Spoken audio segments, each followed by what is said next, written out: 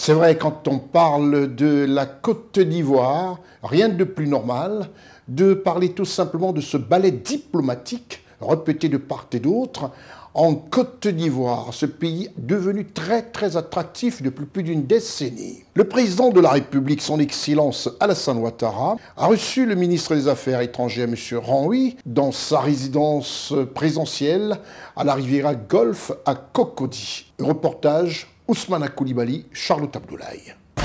Le président de la République de Côte d'Ivoire, son Excellence Alassane Ouattara, s'est entretenu ce mercredi 17 janvier 2024 à sa résidence de la Riviera Golf avec le ministre des Affaires étrangères de la République populaire de Chine, M. Wang Yi, qui conduit une importante délégation. Plusieurs points de coopération ont été au centre des discussions entre les chefs de l'État ivoirien, son Excellence Alassane Ouattara, et son hôte. Le président de la République de Côte d'Ivoire, son Excellence Alassane Ouattara, a salué les relations très fortes entre la Côte d'Ivoire et la Chine dans plusieurs domaines, notamment sur les plans politiques, économiques et des échanges, mais également en matière de vision dans le monde. La Côte d'Ivoire et la Chine ont des relations très fortes, que ce soit au plan politique, au plan économique ou au plan des échanges, mais également en matière de vision dans le monde.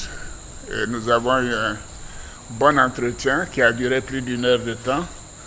Et je suis sûr que ceci sera profitable non seulement à la Côte d'Ivoire, mais comme le ministre l'a dit, ceci est aussi dans l'intérêt des deux peuples, chinois et ivoiriens.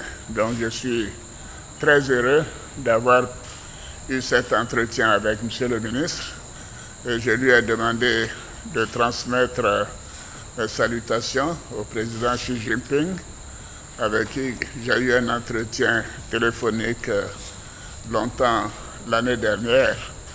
Et notre volonté, c'est de continuer de renforcer ces relations très fortes entre la République populaire de Chine et la République de Côte d'Ivoire. Le ministre des Affaires étrangères de la République populaire de Chine a pour sa part adressé au nom du gouvernement chinois ses félicitations au président de la République de Côte d'Ivoire, son Excellence Alassane Ouattara, au gouvernement et au peuple ivoirien pour la parfaite organisation de la cérémonie d'ouverture de la 34e édition de la Coupe d'Afrique des Nations de football.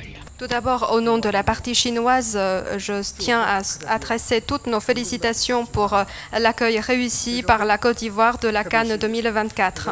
La cérémonie d'ouverture de cette édition s'est tenue dans un stade construit par les entreprises chinoises et nous sommes donc vraiment heureux de pouvoir contribuer au succès de cette édition. Nous sommes heureux de voir que sous la conduite du président Alassane Ouattara, la Côte d'Ivoire a maintenu une forte croissance économique et les niveaux de vie de la population ont été nettement améliorés.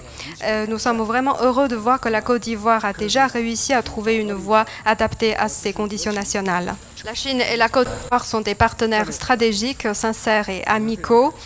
Nous remercions vraiment la partie ivoirienne d'avoir nous accordé un soutien ferme sur les questions touchant à nos intérêts vitaux, y compris la question de Taïwan qui met en jeu la réunification et l'intégrité territoriale de la Chine.